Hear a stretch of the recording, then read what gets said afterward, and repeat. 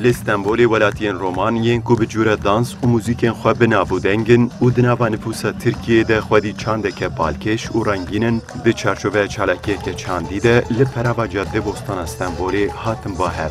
چالکیه کو جالی شارداریا مزن یا استانبولی به هاتی لدار خستن جالی بشتار و بینر آمدجی راستی علاقه که مزن هات. بشتاران دا خواست کرن کو تایبت دوی هیامی ده چالکیین و سارنگین دوی زیده تر ببن.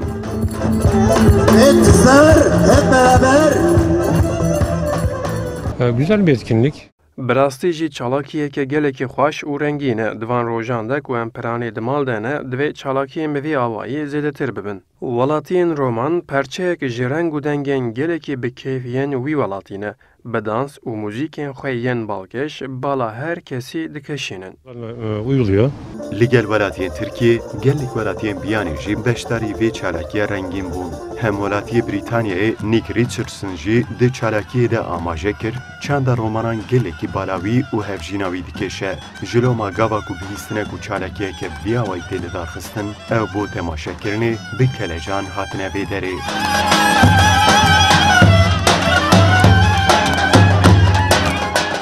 Ben roman havası çok seviyorum. Ez bi aslê xwe Brîtanî me û gelekî ji müzik û dansên romanan hez dikim. Her wiha gelekî dixwazim wekî wan bilîzim û bistirim. Roman havasını hepimiz seviyoruz. Em vekî malbat ji dans û muzîkên romanan gelekî hez dikin. Dema ku dengê muzîka wan tê, em jî di cihê xwe de dilîzin. Vekî ku tê gotin, roman bi dengê derî jî dikarin bilîzin. Em jî hatin vê çanda rengîn, ji nêz ve bibînin û helbet em dê li gel wan bilîzin jî. Li gel ku hevjînên min Brîtaniye, lê ev jî ji vê çandê gelekî hez dike.